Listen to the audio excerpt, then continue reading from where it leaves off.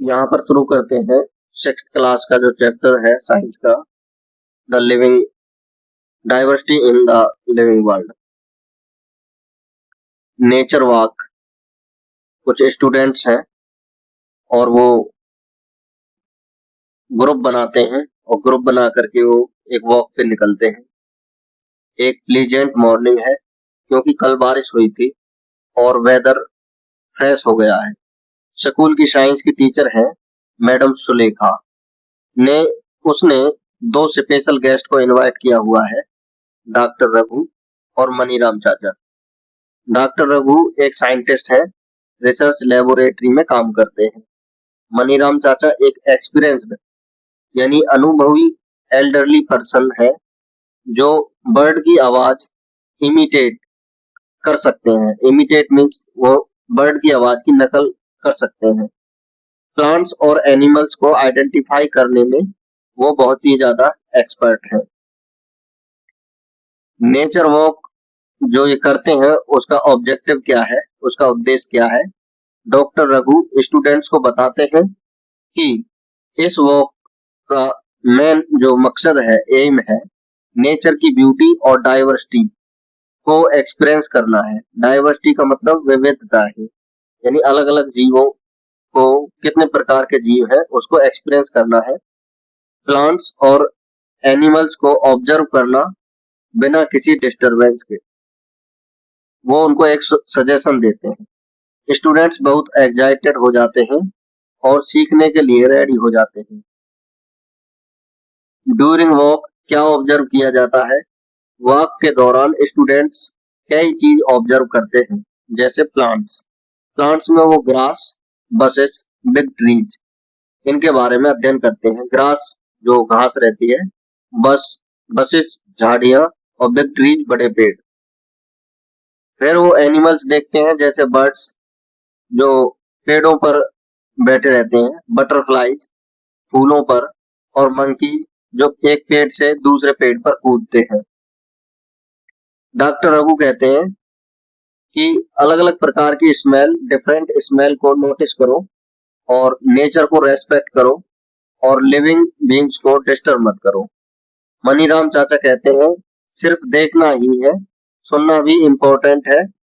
Nature के sound पर ध्यान दो कि नेचर से किस तरीके की साउंड आप सुनते हो।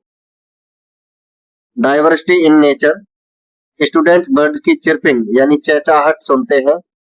डॉक्टर रघु बताते हैं कि हर बर्ड की आवाज अलग अलग यानी यूनिक चिर्प होती है। ये डाइवर्सिटी का एक एग्जाम्पल है। मनीराम चाचा बर्ड कॉल्स मिमिक करते हैं और स्टूडेंट भी उनकी नकल करते हैं। Similarities and difference in plants, आपने क्या ऑब्जर्व किया होगा? सिमिलरिटीज में क्या क्या ऑब्जर्व किया वॉक के दौरान? सभी प्लांट्स लिविंग थिंग्स होते हैं, सभी में स्टेम, लीव्स और फ्लावर्स ज्यादातर होते हैं। सभी प्लांट्स ग्रो करते हैं यानी बढ़ते हैं और सबको सनलाइट, वाटर और एयर की जरूरत होती है। डिफरेंस क्या क्या ऑब्जर्व कर सकते हैं? कुछ प्लांट्स टाल होते हैं, कुछ शॉर्ट होते हैं। स्टेम की यदि बात करें, कुछ का हार्ड होता है, कुछ का सॉफ्ट होता है, नरम होता है। लीव्स की बात करें तो लीव्स भी अलग अलग तरीके के होते हैं, जिनकी शेप डिफरेंट हो सकती है। कुछ राउंड हो सकते हैं, कुछ लॉन्ग हो सकते हैं और कुछ ब्रॉड हो सकते हैं। यदि अरेंजमेंट की बात करें तो अरेंजमेंट भी अलग अलग हो सकता है। अरेंजमेंट में अल्टरनेट हो सकते हैं और अपोजिट। अल्टरनेट जो एक दूसरे के बाद, जैसे डायरेक्शन जो चेंज हो जाती है पत्तों की, उस तरीके से। और अपोजिट यानी एक दूसरे के एक ही नोड पर रहते हैं, एक दूसरे के अलग अलग रहते हैं, तो वो अपोजिट। फ्लावर्स अलग अलग कलर के फ्लावर हो सकते हैं और यदि शेप की बात करें तो शेप भी अलग अलग तरीके की हो सकती है और स्मेल भी अलग अलग तरीके की हो सकती है। इससे पता चलता है कि प्लांट्स में भी बहुत ज्यादा डाइवर्सिटी होती है, क्योंकि ये सारी चीजें जो हमने ऊपर पढ़ी है ये प्लांट से संबंधित है, जो अलग अलग तरीके के जो है बताते हैं कि कितने प्रकार के पत्ते, कितने प्रकार के फूल और कितने प्रकार के स्टेम हो सकते हैं। यहाँ पे ग्रास, तुलसी और हिबिस्कस ये दिखाता है डायवर्सिटी। एनिमल को जब ऑब्जर्व करते हैं तो कितने प्रकार के एनिमल है और क्या क्या उनके हो सकते हैं। नेम ऑफ एनिमल जैसे crow, ant, cow, dog, fish, bird, ये कहाँ कहाँ रहते हैं, सबका रहने की जगह अलग है। ट्रीज ये सोइल के अंदर ब्रोज में रहती है, काउ फील्ड में सेट्स में रहते हैं, डॉग हाउसेस स्ट्रीट में रहते हैं। और फूड की बात करें तो फूड भी इनके अलग अलग है। ये क्रो इंसेक्ट्स ग्रेन खाते हैं, लीव सीड्स इंसेक्ट ये खाते हैं, ग्रास और लीव्स को काउ खाती है, मीट फूड स्क्रैप्स डॉग खाते हैं। तो इन सभी चीजों से हम पता लगा सकते हैं कि कितने प्रकार के जीव हैं और कितने प्रकार का उनका रहने की जगह है, कितने प्रकार के उनके खाने की जगह है और वो कैसे कैसे मूव करते हैं। जैसे क्रो फ्लाई करता है, वॉक करता है, एंट क्रॉल करता है, इसकी 6 लेग होती है, काऊ वॉक करती है, डॉग रन करता है, वॉक करता है, फिश स्विम करती है, बर्ड फ्लाई करता है। कुछ दूसरे फीचर्स है जैसे क्रो जो है वो कैरीज ट्विग्स छोटी छोटी टहनियों को ले जाता है चोंच में भर के, आंट वेरी हार्ड वर्किंग होती है, काऊ मिल्क देती है, डॉग लॉयल एनिमल है, फिश ब्रीथ करती है गिल्स के द्वारा, और बर्ड जो पक्षी है उनकी जो बॉडी है वो लाइट होती है। तो ये सभी जो करेक्टर्स है जिनके अलग अलग रहने की जगह अलग, सभी की फूड अलग अलग तरीके का, किस तरीके से वो मूव करते हैं उनका तरीका अलग अलग है सभी का, और कुछ फीचर जो है वो सब अलग अलग तरीके के हैं। तो ये सभी दिखाते हैं कि डाइवर्सिटी प्लांट्स में भी है और एनिमल्स में भी है। अब यहाँ पे हमने व्हाट डू वी लर्न, हमने क्या सीखा। एनिमल्स अलग अलग जगह पर रहते हैं, लैंड वाटर ट्रीज, और उनका फूड भी डिफरेंट होता है, मूवमेंट भी अलग होता है, कुछ वॉक करते हैं, कुछ फ्लाई करते हैं, कुछ तैरते हैं, स्विम करते हैं। ये सब डाइवर्सिटी इन एनिमल्स को शो करता है, ये कहलाता है, ये सभी अलग अलग तरीके के जीव होना क्या क्या कहलाता है, डाइवर्सिटी कहलाता है। यहाँ पे इस पिक्चर में देखो, ये जो बोर्ड पे पिक्चर बनाए गए हैं कितने प्रकार के जीव हैं जिनके बारे में बच्चे पढ़ रहे हैं, यानी ये क्या पढ़ रहे हैं, diversity. Similarities and difference among the animals, कुछ एनिमल्स में सिमिलरिटीज भी हो सकती हैं, कुछ डिफरेंस भी हो सकते हैं। जैसे सभी एनिमल्स लिविंग बीइंग होते हैं, सभी को फूड वाटर और एयर की जरूरत होती है, सभी मूव कर सकते हैं यानी चल फिर सकते हैं एक जगह से दूसरी जगह पे, और सभी ग्रो कर सकते हैं और रिप्रोडक्शन यानी रिप्रोड्यूस कर सकते हैं। कुछ अंतर भी हो सकते हैं, डिफरेंस भी हो सकते हैं। डिफरेंस क्या है, जैसे हैबिटेट रहने की जगह है, कुछ एनिमल्स लैंड्स पर रहते हैं जैसे काउ डॉग, कुछ ट्रीज पर रहते हैं जैसे बर्ड, कुछ वाटर में रहते हैं जैसे फिश, कुछ लैंड और वाटर दोनों में रहते हैं जैसे फ्रॉग, इनको हम एम्फीबियंस बोलते हैं। यदि फूड हैबिट्स की बात करें, कुछ हर्बीवोर्स हैं जो प्लांट्स को खाते हैं, जो कुछ कार्निवोर्स हैं जो एनिमल खाते हैं यानी मीट खाते हैं, और कुछ ओमनिवोर्स है जो दोनों खाते हैं, जो हर्बीवोर्स भी और कार्निवोर्स दोनों गुण पाए जाते हैं। मूवमेंट की बात करें, कुछ वॉक करते हैं, कुछ दौड़ते हैं, काऊ डॉग, कुछ फ्लाई उड़ते हैं, कुछ स्विम फिश तैरते हैं, कुछ क्रॉल रेंगते हैं जैसे आंट्स और स्नेक। ये सभी जो है करेक्टर्स, ये सभी डाइवर्सिटी इन एनिमल्स को दिखाते हैं कि एनिमल्स में कितने प्रकार की डाइवर्सिटी हो सकती है। बायोडाइवर्सिटी किसे कहते हैं, किसी एरिया में पाए जाने वाले प्लांट्स और एनिमल की वैरायटी को बायोडाइवर्सिटी कहते हैं। इसका क्या इंपॉर्टेंस है, हर लिविंग थिंग्स का एक रोल होता है, जैसे ट्रीज फूड्स और शेल्टर देने का काम करते हैं दूसरे जीवों को, एनिमल्स सीड्स जो है उनको सेपरेट करते हैं ताकि नए नए प्लांट और उग सके, प्लांट्स क्या करते हैं, ऑक्सीजन देते हैं और उस ऑक्सीजन को हम यूज करते हैं। इससे पता चलता है कि प्लांट्स और एनिमल एक दूसरे पर डिपेंड होते हैं। तो ये बायोडाइवर्सिटी की इंपॉर्टेंस है कि सभी जीव प्लांट्स एनिमल्स एक दूसरे के साथ इंटरकनेक्टेड हैं। जब एक दूसरे के साथ इंटरकनेक्टेड होते हैं तो इसे कहते हैं इंटरडिपेंडेंस। इंटरडिपेंडेंस। बीज जैसे मधुमक्खियां नेक्टर लेते हैं और पॉलिनेशन करते हैं फ्लावर से। बर्ड्स फ्रूट खाकर सीड्स को सेपरेट करते हैं, यानी फ्रूट्स खाते हैं, अपना फूड लेकर के सीड को सेपरेट कर देते हैं। एनिमल्स CO2 देते हैं, CO2 निकालते हैं और प्लांट्स उसको यूज करते हैं। प्लांट्स उसको फोटोसिंथेसिस में यूज करते हैं और दोबारा से ऑक्सीजन निकाल देते हैं। Next, how to group plants और एनिमल। एनिमल और प्लांट्स और एनिमल को हम कैसे ग्रुप में डिवाइड कर सकते हैं। जैसे तुम अपनी बुक्स और नोटबुक को सब्जेक्ट के अकॉर्डिंग अरेंज करते हो, वैसे ही प्लांट्स और एनिमल को भी ग्रुप में अरेंज किया जा सकता है। ग्रुप ग्रुप किस में हेल्प करता है। एक तो समझना इजी हो जाता है जीवों को, क्योंकि बहुत सारे जीव हैं, लाखों जीव हैं, उनको एक एक करके यदि पढ़ेंगे तो उनको पढ़ना बहुत कठिन हो जाएगा, इसलिए उनको ग्रुप बना के समझ सकते हैं। ऑर्गेनाइज करना इजी हो जाता है। Grouping, concept of grouping. हमारे आसपास बहुत वैरायटी के प्लांट्स और एनिमल होते हैं, इन्हें हम सिमिलरिटीज और डिफरेंस के बेसिस पर ग्रुप कर सकते हैं। इस प्रोसेस को क्लासिफिकेशन कहते हैं और क्लासिफिकेशन की इंपॉर्टेंस ये है कि हम अलग अलग जीवों की स्टडी कर सकते हैं, लेकिन इंडिविजुअली करें तो बहुत कठिन होगा, ग्रुप बना के करें तो आसान होगा।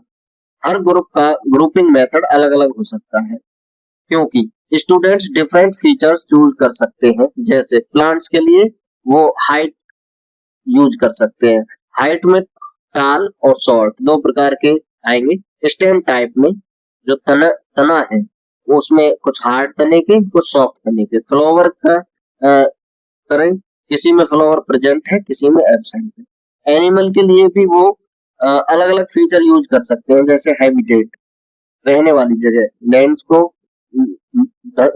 जमीन पर रहने वाले और पानी में रहने वाले और हवा में रहने वाले। फूड हैबिट्स के आधार पर हर्बीवोर्स, कार्निवोर्स, ओमनिवोर्स ये आ जाएंगे। मूवमेंट के आधार पर, मूवमेंट के आधार पर भी जीवों को अलग अलग ग्रुप बना सकते हैं, जैसे रेंगने वाले यानी क्रॉलिंग करने वाले, क्रीपिंग करने वाले, और फ्लाइंग उड़ने वाले, वॉकिंग चलने वाले। तो इस तरीके से इसका क्या कंक्लूजन है। Grouping help in better understand and organization, यानी अच्छी तरीके से समझने के लिए इसका फायदा है। डिफरेंट लोग डिफरेंट बेसिस पर टूल कर सकते हैं, सभी मेथड्स सही हो सकते हैं अगर लॉजिक क्लियर हो तो पॉसिबल ग्रुपिंग क्या हो सकती है प्लांट्स के अंदर। यदि हम साइज की बात करें, साइज के आधार पर 3 प्रकार के प्लांट्स हो सकते हैं। हर्ब्स जो सबसे छोटे प्लांट्स रहते हैं जैसे ग्रास, श्रब्स जो मीडियम साइज के रहते हैं जैसे रोज, ट्रीज जो बड़े प्लांट होते हैं जैसे नीम, जामुन, मैंगो, ये हो सकते हैं। जैसे देखो ये ट्रीज है, ये श्रब्स है और ये हर्ब्स है। हर्ब्स जो बिल्कुल छोटे रहते हैं। स्टेम के आधार पर सॉफ्ट स्टेम प्लांट और hard woody stem plant. Soft stem plant में ग्रास, तुलसी, हार्ड वुडी स्टेम प्लांट में नीम, बनियान ट्री ये आ जाएंगे। फ्लावर के आधार पर 2 प्रकार के प्लांट्स को ग्रुप में ऐड कर सकते हैं, फ्लावरिंग प्लांट्स और नॉन फ्लावरिंग प्लांट्स। अब बात करते हैं टाइप्स ऑफ ग्रुपिंग। हैबिटेट, रहने की जगह जो है उसके आधार पर, हैबिटेट के बेसिस पर एनिमल को डिवाइड किया जा सकता है। जैसे इसमें टेरेस्ट्रियल जो जमीन पर रहते हैं, land animals, cow, dog. Aquatic जो पानी में रहते हैं, वाटर एनिमल्स जैसे फिश। एरियल जो एयर में रहते हैं जैसे बर्ड। एम्फीबियन जो लैंड और वाटर दोनों पर रह सकते हैं जैसे फ्रॉग, ये एम्फीबियन में आता है। फूड हैबिट्स के आधार पर क्या ग्रुप बनाए जा सकते हैं। हर्बीवोर्स जो प्लांट खाते हैं, जो प्लांट पर डिपेंड करते हैं। कार्निवोर्स जो एनिमल खाते हैं। ओमनिवोर्स जो प्लांट्स और एनिमल दोनों को खा सकते हैं, वो ओमनिवोर्स में आ जाएंगे। मूवमेंट के बेसिस पर जो ग्रुप बनाए जा सकते हैं, जैसे वॉक और रन करने वाले जैसे डॉग और काउ, उड़ने वाले बर्ड, स्विम करने वाले, तैरने वाले फिश, क्रॉल करने वाले स्नेक और आंट, सांप हो गया, आंट चींटी हो गई। एनिमल को डिफरेंट वेज में ग्रुप किया जा सकता है, ये डिपेंड करता है कि आप कौन सा फीचर सिलेक्ट करते हैं। एनिमल्स जैसे एक ग्रुप है क्लाइंबर्स और क्रीपर्स, इस तरीके से ग्रुप बनाया जा सकता है। क्लाइंबर्स क्या रहते हैं, जो बेल वाले प्लांट्स हैं, ये प्लांट्स वीक स्टेम वाले होते हैं, इसलिए खुद सीधे खड़े नहीं रह सकते। ये किसी सपोर्ट, दीवार यानी वॉल, स्टिक, ट्री की मदद से ऊपर चढ़ते हैं। For example money plants, tea plants और grape vine. Grape vine means जो अंगूर की जो बेल होती है। सपोर्ट के साथ ग्रो करते हैं और क्लाइम कर सकते हैं। क्रीपर्स जमीन पर फैलने वाले जो प्लांट्स हैं, इनका स्टेम भी वीक होता है, लेकिन ये ऊपर नहीं चढ़ते, ये ग्राउंड पर ही फैलते रहते हैं, स्प्रेड करते रहते हैं। जैसे पंपकिन, वाटरमेलन और बॉटल गार्ड ग्राउंड पर ग्रो कर सकते हैं, क्रीप करते हैं, तो इसलिए इनको क्रीपर्स कहते हैं। नेक्स्ट टॉपिक जो है वेनेशन। वेनेशन क्या है? लीफ में वीन्स का पैटर्न या अरेंजमेंट। लीफ में जो लाइंस दिखाई देती हैं उन्हें वीन्स कहते हैं, इनका अरेंजमेंट वेनेशन कहलाता है। वेनेशन कितने प्रकार का हो सकता है? रेटिकुलेट वेनेशन, जिसमें पत्ते में लीफ में जाल जैसा पैटर्न बनता है। वीन एक नेटवर्क या जाल बनाती है, जैसे मैंगो लीफ और पीपल का लीफ इसका एग्जाम्पल है। मोस्टली ज्यादातर डाइकोट प्लांट में ये रेटिकुलेट वेनेशन पाई जाती है। बात करते हैं पैरेलल वेनेशन की। इसमें सीधी पैरेलल लाइंस पाई जाती है। वीन्स एक दूसरे के पैरेलल यानी सीधी लाइन होती है, ये ग्रास और वीट में पाई जाती है। मोस्टली मोनोकोट प्लांट में होते हैं। यहाँ पे पिक्चर में दिखाया गया है, ये देखो, ये एक हिबिस्कस लीफ है जिसमें रेटिकुलेट वेनेशन पाई जाती है। इसमें जो वीन्स है वो जाल सा बनाती है। बनाना लीफ, इसमें जो वीन्स है वो पैरेलल है। इसी प्रकार से ग्रास लीफ में भी, इसमें भी पैरेलल वेनेशन पाई जाती है। Types of root. रूट्स कितने प्रकार की हो सकती हैं? रूट मेनली दो टाइप की होती है। टैप रूट, इसमें दूसरी है फाइब्रस रूट। टैप रूट, इसमें एक मेन थिक रूट होती है जो सीधा नीचे की तरफ जाती है। इस मेन रूट से छोटी छोटी साइड रूट निकलती हैं। एग्जाम्पल जैसे कैरेट, मस्टर्ड। एक मेन रूट होती है जिसमें ब्रांच होती है। दूसरा है फाइब्रस रूट, इसमें बहुत सारी पतली रूट्स जो है वो होती है, जो ऑलमोस्ट सेम साइज की होती है। इसमें कोई मेन रूट नहीं होती, जैसे वीट में, ग्रास में, इसमें फाइब्रस रूट पाई जाती है। बहुत सारी इक्वल साइज की रूट्स जो है वो रहती हैं और बहुत पतली होती है। इस तरीके से ये टैप रूट सिस्टम है, ये मेन रूट है, और ये साइड में जो रूट निकलती हैं, इसमें साइड में कोई रूट नहीं निकलती, सभी इक्वल साइज की रहती हैं और पतली रहती हैं। Relation between root system and venation. Root system और लीफ वेनेशन आपस में रिलेटेड होते हैं। टैप रूट जिनमें पाई जाती है उनमें रेटिकुलेट वेनेशन होती है। जिसमें टैप रूट होती है उस प्लांट की लीव्स में रेटिकुलेट वेनेशन यानी जाल जैसी जो पैटर्न है वो पाया जाता है, जैसे मैंगो और मस्टर्ड में। फाइब्रस रूट जिसमें रहेगी उसमें पैरेलल वेनेशन होगी। जिसमें फाइब्रस रूट होती है उस प्लांट की लीफ में पैरेलल यानी सीधी लाइंस होती है, जैसे वीट और ग्रास में। नेक्स्ट है कोटिल्डन। कोटिल्डन की सीड के अंदर जो पहली लीव्स होती है उन्हें कोटिल्डन्स कहते हैं। कोटिल्डन दो प्रकार के हैं, मोनोकोट और डाइकोट। मोनोकोट में एक कोटिल्डन होता है, डाइकोट में दो कोटिल्डन। मोनोकोट प्लांट्स क्या रहते हैं? जिन प्लांट्स में एक कोटिल्डन होता है। कनेक्टेड फीचर्स क्या क्या रहते हैं? वेनेशन, पैरेलल वेनेशन जो सीधी लाइंस होती हैं, रूट सिस्टम, फाइब्रस रूट, यानी पैरेलल वेनेशन के साथ फाइब्रस रूट पाई जाती है। एग्जाम्पल वीट, राइस और ग्रास। डाइकॉट प्लांट्स, जिन प्लांट्स में 2 कोटिल्डन होते हैं। इनमें वेनेशन की बात करें तो रेटिकुलेट वेनेशन पाई जाती है और रेटिकुलेट वेनेशन के साथ टैप रूट सिस्टम पाया जाता है। मैंगो, मस्टर्ड, पी, ये एग्जाम्पल है डाइकॉट प्लांट के। पिक्चर में यहाँ पे देखो, ये डाइकॉट सीड है, चिकपी, इसमें 2 कोटिल्डन है, और इसमें मोनोकोट सीड में ये मेज का सीड है, इसमें केवल 1 कोटिल्डन पाया जाता है। डाइवर्सिटी इन एनिमल, डाइवर्सिटी का मतलब होता है कि अलग अलग वैरायटी के कोई भी जीव होना, चाहे एनिमल है चाहे प्लांट है। एनिमल में डिफरेंस क्या क्या हो सकते हैं? जैसे साइज का डिफरेंस हो सकता है। एनिमल्स में छोटे से छोटा जैसे आंट और बड़े से बड़ा जैसे हाथी, एलिफेंट। यदि हैबिट्स की बात करें, हैबिटेट की बात करें तो एनिमल्स में बहुत सारे हैबिटेट, कुछ तो लैंड पर रहते हैं, कुछ वाटर में रहते हैं, कुछ एयर में रहते हैं।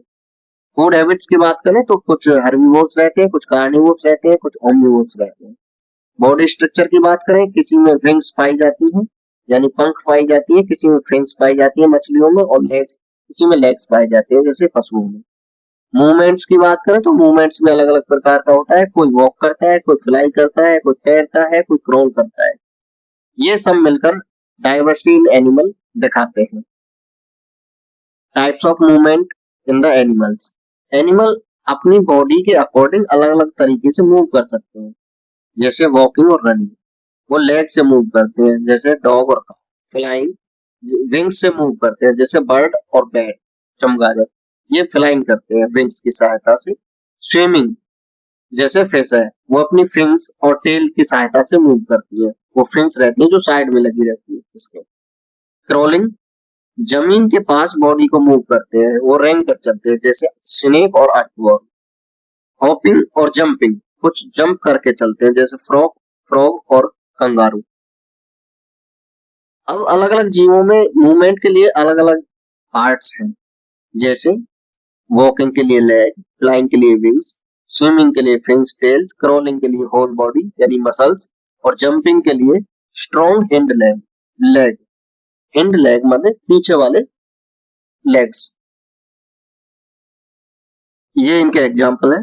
काउ, डॉग, काउ, इसमें लेग, बर्ड्स में विंग्स, फिश में फिन्स और टेल, स्नेक में होल बॉडी यानी मसल्स, और फ्रॉग में स्ट्रॉन्ग हिंड और लिम्ब। एनिमल में बहुत वैरायटी होती है, उनका मूवमेंट उनकी बॉडी स्ट्रक्चर पर डिपेंड करता है। हर एनिमल अपने एनवायरमेंट के अकॉर्डिंग अडेप्ट होता है। अब बात करते हैं एक जानकी अमल।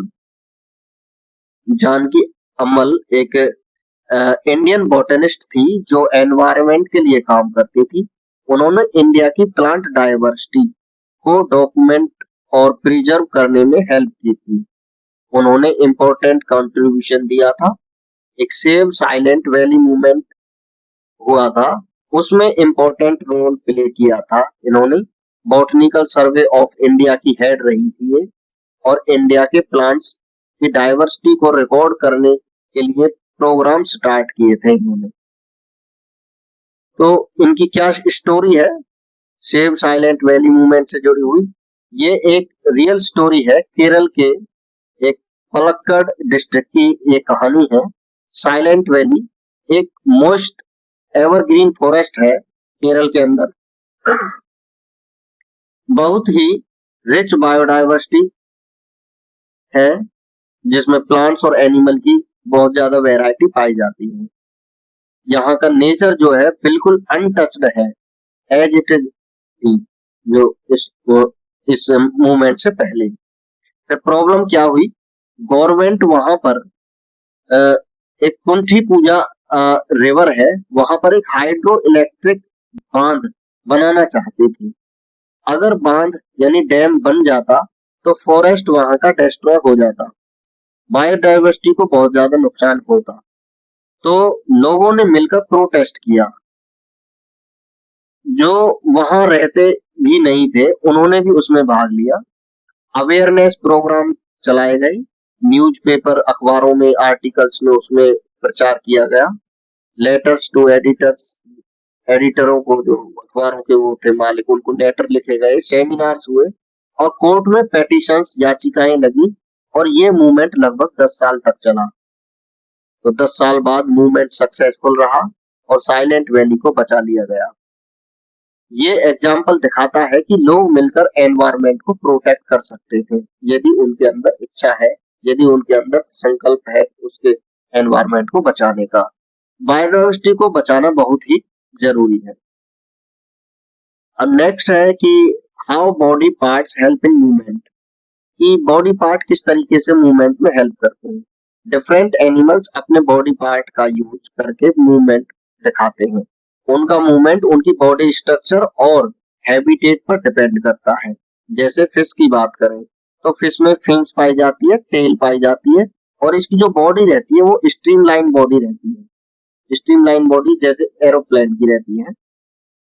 तो टेल जो रहती है वाटर को पुश करती है और फिश को आगे बढ़ने में हेल्प करती है। आपने मछली को देखा होगा ऐसे पुश करती है उसकी। और फिन्स जो रहती हैं जो साइड में वो बैलेंस बनाए रखती है और डायरेक्शन चेंज करने में मदद करते हैं फिन्स। स्ट्रीमलाइन बॉडी जो है वो वाटर रेजिस्टेंस की तरह काम करती है। इससे जो स्विमिंग है वो इजी हो जाती है, वो आसानी से पानी को पीर के आगे बढ़ जाती है क्योंकि आगे से नुकीली होती है, पीछे से नुकीली, बीच में से मोटी। इस तरीके की बॉडी को स्ट्रीमलाइन बॉडी कहते हैं। फिश फिन्स और टेल की मदद से स्विम करती है। यदि गॉट की बात करें तो इसमें स्ट्रॉन्ग लेग्स पाए जाते हैं, मजबूत इनके टांगे हैं, हूव्स है, खुर इनके पाए जाते हैं। लेग्स गॉट को वॉक करने में और रन करने में या जंप करने में हेल्प करती है। हूव्स जो है, हूव जो खुर है वो ग्राउंड पर ग्रिप और सपोर्ट देते हैं, अच्छी पकड़ देते हैं। गॉट अपनी लेग्स और हूव से लैंड पर मूव करती है। इस प्रकार कंक्लूजन क्या निकालते हैं कि एनिमल्स डिफरेंट बॉडी पार्ट से मूव करते हैं। उनकी बॉडी उनके एनवायरनमेंट के अकॉर्डिंग अडेप्टेड होती है। इससे उन्हें इजीली मूव और सरवाइव करने में हेल्प मिलती है। अब प्लांट्स और animals in different habitats, different habitats जैसे डेजर्ट, माउंटेन, ओशियन, फॉरेस्ट में लिविंग ऑर्गेनिज्म अपने एनवायरनमेंट के अकॉर्डिंग अपने आप को ढाल लेते हैं, अडेप्ट कर लेते हैं। जैसे डेजर्ट यानी रेगिस्तान में जो प्लांट्स है जैसे कैक्टस, कैक्टस में की कुछ कैरेक्टरिस्टिक्स है जो उसके द्वारा अडेप्ट की जाती है। यहाँ के जो इस पेड़ के जो कैक्टस के जो पत्ते हैं, लीव्स हैं, वो रिड्यूस रहते हैं और वो कांटे यानी स्पाइन बनाते हैं। वाटर लॉस कम होता है इसकी वजह से, ट्रांसपिरेशन कम होता है। Thick green stem water store करता है, यानी स्टेम में वाटर पाया जाता है और फोटोसिंथेसिस भी स्टेम ही करता है। इसकी जो रूट्स हैं वो बहुत डीप होती है, वाटर एब्जॉर्ब हो जाए इसलिए वो डीप सॉइल तक चली जाती है। एनिमल की बात करें तो कैमल हॉट डेजर्ट में जो पाया जाता है उसमें भी कुछ कैरेक्टरिस्टिक्स पाई जाती हैं जो वो अडेप्ट करता है अपनी हैबिटेट के अकॉर्डिंग। जैसे हम, उसके पीठ पर एक हम पाया जाता है जो फैट स्टोर करता है। उस फैट को जो कैमल है वो एनर्जी के लिए यूज करता है। इसकी लॉन्ग लेग्स पाई जाती है, लंबी लंबी टांगे पाई जाती हैं जो बॉडी को गर्म रेत से यानी सैंड से दूर रखता है ताकि उसकी बॉडी ज्यादा गर्म ना हो। इसलिए वो अडेप्ट उसने क्या किया है कि वो अपने टांगे जो है वो लॉन्ग कर ली है। Thick eyelashes, thick eyelashes sand से उनकी रक्षा करती है ताकि आंखों में रेत ना घुसे। वाइड फीट, इनके जो नीचे जो फीट रहते हैं वो वाइड यानी चौड़े रहते हैं। वो क्योंकि मरुस्थल में रहते हैं ताकि वो अंदर नहीं धसे रेत में, इसलिए वो चौड़े होते हैं। तो ये जो कैमल है उसकी अडेप्टेशंस हैं। माउंटेन्स में भी ऐसी कुछ अडेप्टेशंस वाले कुछ उदाहरण हैं, जैसे प्लांट्स, इसमें देवदार ट्री आता है। ये कौन शेप रहता है, ऊपर से पॉइंटेड रहता है, कौन के जैसे रहता है। इसका मकसद क्या है, इसको कौन होने का, जो बर्फ जो है, स्नो जो है, वो स्लाइड हो जाती है, इस पे रुकती नहीं है, इसकी शेप बनी रहती है। इसकी जो पत्ते हैं वो नीडल लाइक है, नीडल लाइक लीव्स है, जो वाटर लॉस करते हैं लेकिन बहुत ही कम करते हैं। स्लोपिंग ब्रांच है इसकी, इसमें जो स्नो है वो एक्यूमुलेट नहीं होती, यानी वो रुकती नहीं है, और इसकी जो डाली है, ब्रांच है, वो सेफ रहती है। ये आप देवदार ट्रीज देख सकते हो जो माउंटेन एरिया में पाया जाता है। यहाँ पर एनिमल्स में भी कुछ करेक्टरिस्टिक्स ऐसी पाई जाती हैं, जैसे थिक फर, जो उसको प्रोटेक्शन देते हैं कोल्ड से।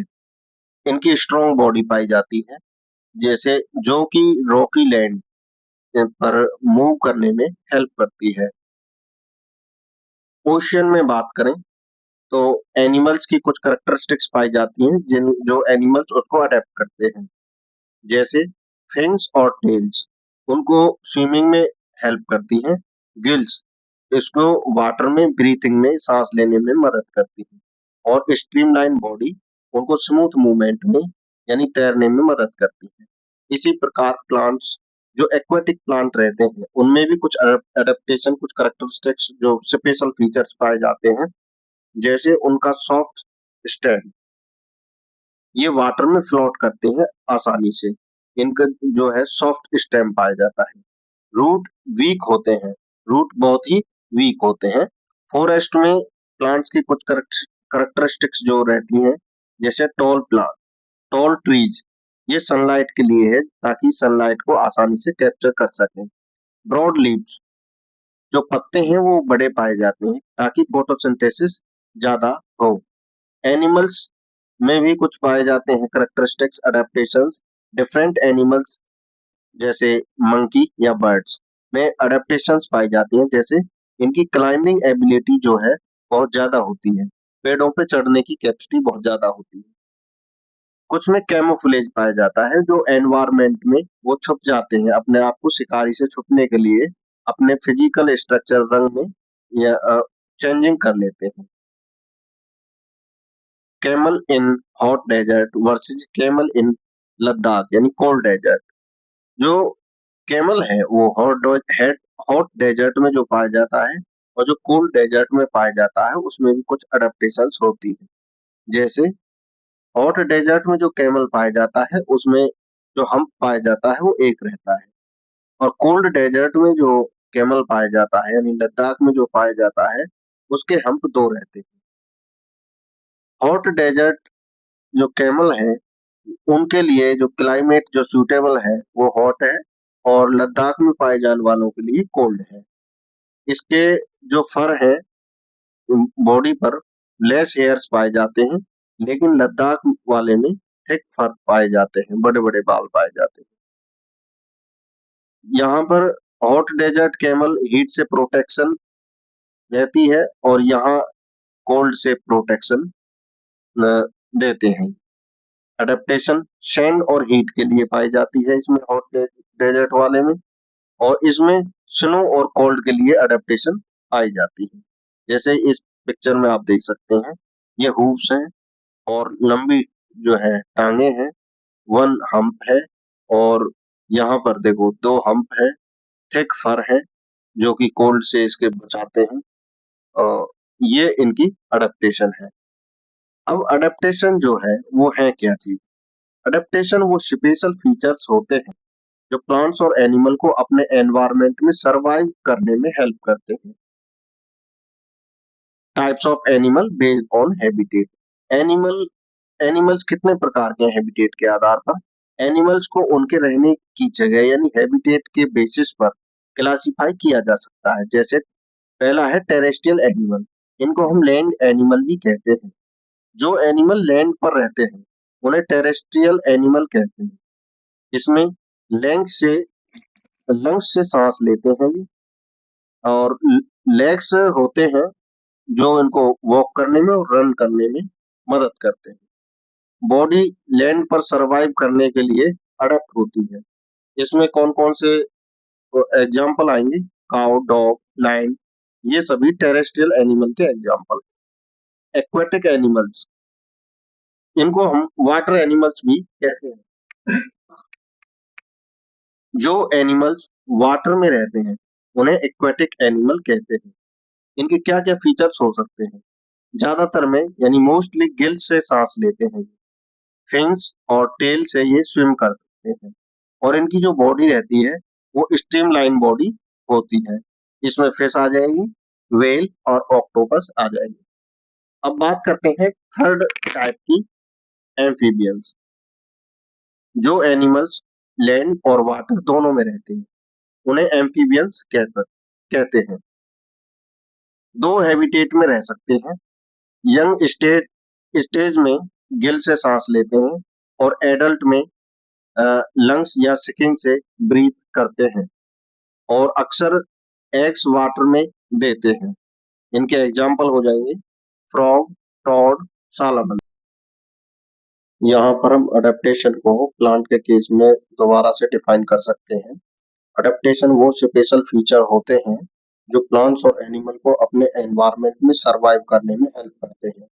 यहाँ पर हम एग्जाम्पल प्लांट्स का लेते हैं, जैसे देवदार ट्री का कोन शेप होना। कोन शेप होने का क्या फायदा है? क्योंकि यहाँ पे स्नो जो रहती है वो स्लाइड हो जाती है और इसकी शेप बनी रहती है। रोडोडेंड्रोन का हाइट में चेंज आ जाना, इस वजह से वाइंड कंडीशन की वजह से। तो ये एग्जाम्पल है अडेप्टेशन के। रोडोडेंड्रोन जो है वो हाइट में कम या ज्यादा होता है, वो वाइंड पर डिपेंड करता है कि वहां पर वाइंड की कंडीशन क्या है। हैबिटेट यहाँ दोबारा से डिफाइन किया गया है। जहाँ प्लांट्स और एनिमल रहते हैं उसे हैबिटेट कहते हैं। जैसे सी टर्टल रहता है ओशियन में, कैमल रहता है डेजर्ट में। डेजर्ट वो हॉट या कोल्ड दोनों हो सकता है। रोडोडेंड्रोन पाया जाता है माउंटेन्स पर। हैबिटेट की क्या इंपॉर्टेंस है? हैबिटेट्स के क्या फायदे हैं? फूड देता है हैबिटेट, वाटर देता है और एयर देता है, और रहने के लिए जगह यानी शेल्टर देने का काम करता है। एक ही हैबिटेट में अलग अलग प्लांट्स और एनिमल हो सकते हैं। अब बात करते हैं बायोडायवर्सिटी से क्या रिलेशन है। हैबिटेट डिसाइड करता है कि किसी एरिया में कौन से प्लांट्स और कौन से एनिमल होंगे, इसलिए हैबिटेट बायोडायवर्सिटी यानी वैरायटी ऑफ लाइफ को शेप करता है। कंक्लूजन, सेम स्पीसीज भी डिफरेंट रीजन में हो सकते हैं और वो अलग अलग अडेप्टेशन दिखा सकते हैं। अडेप्टेशन सर्वाइवल के लिए बहुत ही जरूरी है यदि उस एरिया में उसको जीव को या प्लांट्स को वहां रहना है। हैबिटेट सब लिविंग बींग्स के लिए बेसिक नीड्स प्रोवाइड करता है। जैसे एग्जांपल लेते हैं रोडोडेंड्रोन का, इसमें कुछ अडेप्टेशन पाई जाती हैं, और जैसे उनकी लोकेशन चेंज होती है तो उसमें अडेप्टेशन अलग अलग आ जाती है, फीचर्स उसके अलग अलग आ जाते हैं। जैसे नीलगिरी में बुक के अनुसार वहां पे जो डिस्कशन है, माया ने नीलगिरी में जो 16 फॉरेस्ट है उसमें जो रोडोडेंड्रोन देखा था, तो उसमें रोडोडेंड्रोन प्लांट की जो हाइट थी वो शॉर्ट हाइट के होते हैं, और उनके जो लीव्स हैं वो स्मॉल होते हैं। कारण ये है कि माउंटेन टॉप पर स्ट्रॉन्ग वाइंड हमेशा चलती है, इसलिए प्लांट छोटे और कॉम्पैक्ट रहते हैं ताकि उनका ज्यादा डैमेज ना हो, और ये ही एक अडेप्टेशन का एग्जाम्पल है। और एक पेमा जो है वो सिक्किम से है, वो क्या बताती है कि वहां पर जो रोडोडेंड्रोन है वो टॉलर है, यानी लंबे होते हैं। इसका मतलब क्या है कि प्लांट सेम है लेकिन डिफरेंट रीजन में इसके अंदर डिफरेंट फीचर्स आ जाते हैं। ये सब एनवायरनमेंट के अकॉर्डिंग चेंज होता है। तो यहाँ पर देवदार और रोडोडेंड्रोन जो है वो अडेप्टेशन के एग्जाम्पल दिखाए गए हैं। अब यहाँ पर आपके एक सलीम अली जी हैं, बर्ड मैन ऑफ इंडिया इनको कहते हैं। 1896 में बर्थ हुआ था और 1987 में इनकी डेथ हुई है। सलीम अली एक फेमस इंडियन ऑर्थोलॉजिस्ट, बर्ड साइंटिस्ट थे। उन्हें बर्डमैन ऑफ इंडिया कहा जाता है। उनका जो कंट्रीब्यूशन रहा, उन्होंने पूरे इंडिया में ट्रेवल किया बर्ड को ऑब्जर्व करने के लिए। वो अलग अलग बर्ड्स की लिस्ट बनाते थे और उनके हैबिटेट के बारे में, उनके माइग्रेशन रूट यानी वो कहाँ कहाँ जाते हैं, उनके ट्रेवल रूट को रिकॉर्ड करते थे।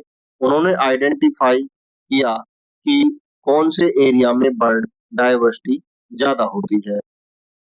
उन्होंने बर्ड के इम्पोर्टेंट एरिया को प्रोटेक्ट करने के लिए स्टेप लिए, जैसे केवलादेव नेशनल पार्क भरतपुर राजस्थान में जो है, एक रंगनाथीटू बर्ड सेंचुरी है जो कर्नाटक में है।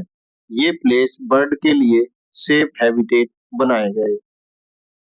उन्होंने इंडियन सब कॉन्टिनेंट के बर्ड पर लगभग 10 इम्पोर्टेंट बुक्स लिखी। उन्हें पद्म विभूषण अवार्ड से सम्मानित किया गया 1976 में। तो सलीम अली ने बर्ड की स्टडी और कंजर्वेशन में बहुत बड़ा कंट्रीब्यूशन दिया। उनके काम की वजह से बर्ड बायोडायवर्सिटी को बचाने में हेल्प मिली। एनिमल की पॉपुलेशन यानी decline of animal population in India. कुछ एनिमल्स जैसे बंगाल टाइगर, चीता, ग्रेट इंडियन बस्टार्ड, इनकी पॉपुलेशन इंडिया में कम हो गई है। उसका क्या कारण है? नेचुरल हैबिटेट का लॉस हो जाना। उनका जो नेचुरल हैबिटेट है वो खत्म कर दिया होता जा रहा है। और ह्यूमन एक्टिविटीज जैसे डिफोरेस्टेशन, जंगलों को काटना, कंस्ट्रक्शन, जंगलों को काटकर वहां पर फैक्ट्री इंडस्ट्रीज लगाना। इसमें गवर्नमेंट के कुछ इनिशिएटिव्स हैं उनके संरक्षण के लिए, उनके बचाव के लिए। गवर्नमेंट ने बायोडायवर्सिटी को बचाने के लिए प्रोजेक्ट स्टार्ट किए। जैसे उनमें से एक है प्रोजेक्ट टाइगर जो 1973 में शुरू किया गया। बंगाल टाइगर को प्रोटेक्ट करने के लिए यह स्टार्ट हुआ था। इनका एम था उनकी पॉपुलेशन को बढ़ाना। एक चीता री इंट्रोडक्शन प्रोजेक्ट जो 2022 में शुरू किया गया इंडियन गवर्नमेंट के द्वारा, इंडिया में चीता को वापस लाने के लिए, उनकी पॉपुलेशन रिस्टोर करने के लिए ये कदम उठाए गए। यहाँ पे बंगाल टाइगर, चीता और ग्रेट इंडियन बस्टार्ड इसमें दिखाए गए हैं। सेक्रेड ग्रुप्स, सेक्रेड ग्रुप्स क्या है?